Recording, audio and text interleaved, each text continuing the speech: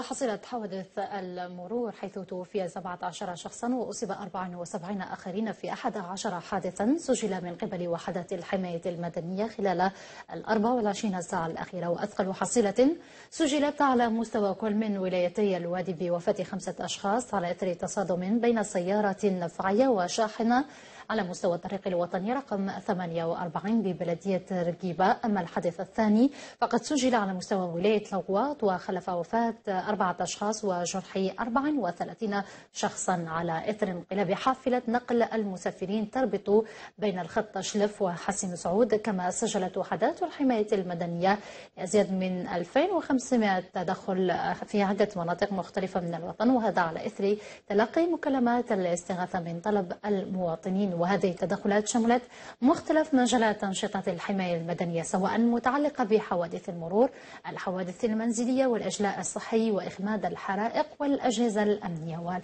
والمزيد من الأخبار